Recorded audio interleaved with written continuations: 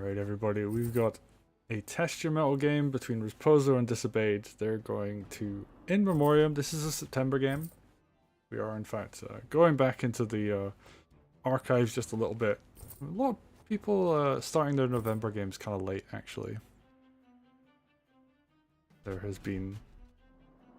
I guess people have been like taking a little bit of a break from the game.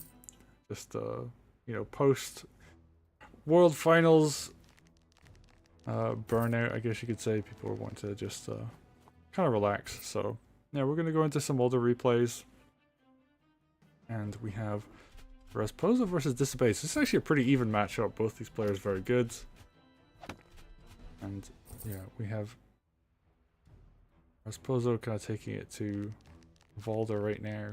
A couple swords, backing this army up. And Wayward, aka Disobeyed, yeah, they're just gonna kind of mirror, but they're gonna go for the harpy play. Okay, and we see the balloon coming out on Rasposo's side. So there's a bunch of different ways you can open on this map. If Master was here, he would probably give a detailed breakdown as to everything the players are doing wrong. But right now, we're just seeing Rasposo kind of contest these villages. Moves their swords forward. I believe Commander will knock this down. No, actually it lives with like 1%. Oh, very unfortunate. So Valder feeling just a little bit weak there.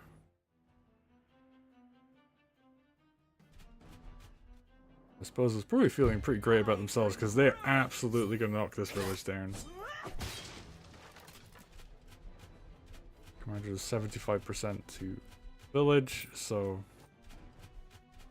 yeah, an 85% commander will absolutely knock down to 60% because you're looking at like 3/4 of your health basically. Your damage, so Valder just a little bit weaker, and I guess didn't get a full heal off of the village, went for a buy instead. Gonna delay these captures just a little bit, and now we see Valder with the tier 1. Is Disobeyed going to pull the trigger on that in the next turn, or are they going to save for a tier 2? Because we've seen Disobeyed do some really strong plays with tier 2 on this map. Stronghold falls very easily to Valder. We just see a bunch of stuff getting moved up. Supporting Dark Mercia, and ooh, she almost has Groove, and with the hits on these gates, that might actually be a reality. Okay, Valder just gonna go up, put some pressure. That stronghold starting to look a little bit vulnerable now. Ooh, knocks the gate down. That's a lot of Groove being built. 132%. Yeah, we see Disobeyed just kind of moving forward.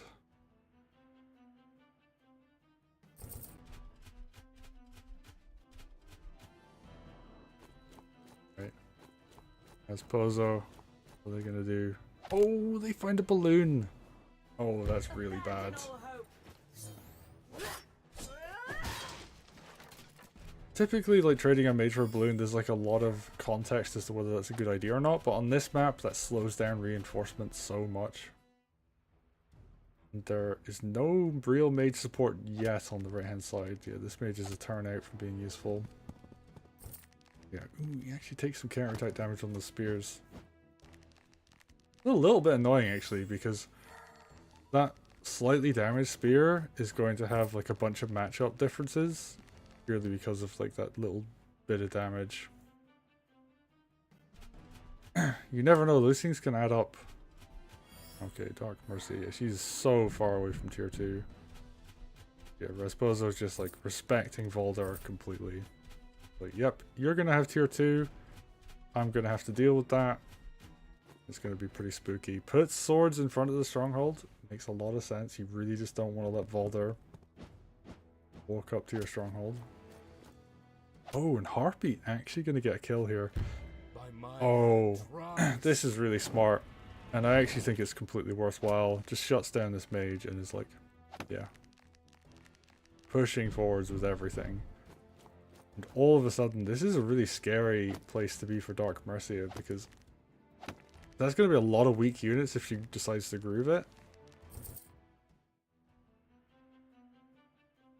But, you know, Rasposo might just pull the trigger anyway. That being said, the tier 1 being gone removes a lot of pressure. Ooh, Mage goes down. Rasposo actually going to be able to build air of their own at this point. Dark Mercia just backs up. Bunch of stuff gets healed. Golem comes out. 2 golems now. Valder does not deal with golems very well, so this is going to be a rough place. I think Disobeyed, what they need to do is pull ahead on economy just for a little bit, and yeah, take advantage of that money. Has double golem on their own side actually, so they've been kind of slow to come out. Disobeyed's been the one kind of putting the pressure on this side of the map. Valder's gonna come in and just whack Dark Mercia. The bold choice. We'll see if it pays off.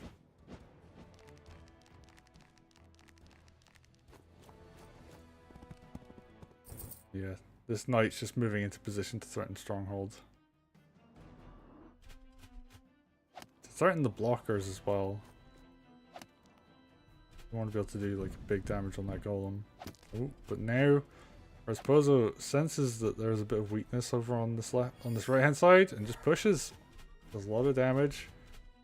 Gets some economy back. Disobeyed has more of the map though. 2 villages up right now. They're going to continue to use that to build golems. And oh, Valder is going super deep.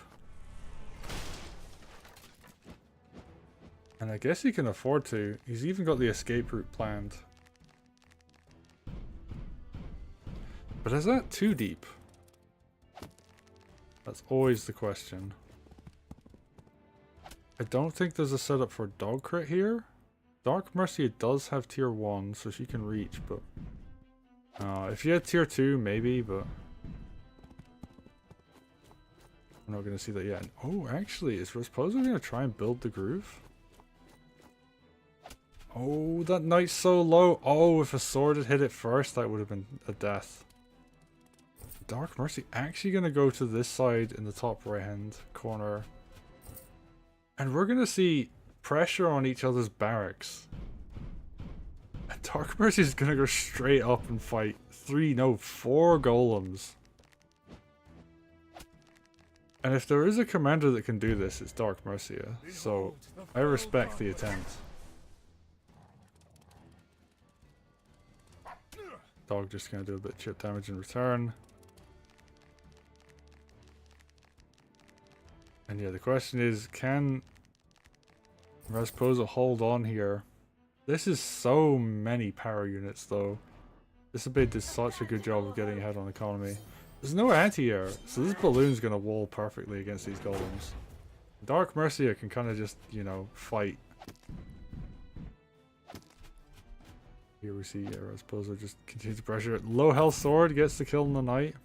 Makes sense. Dark Mercy, oh, so close to tier 2.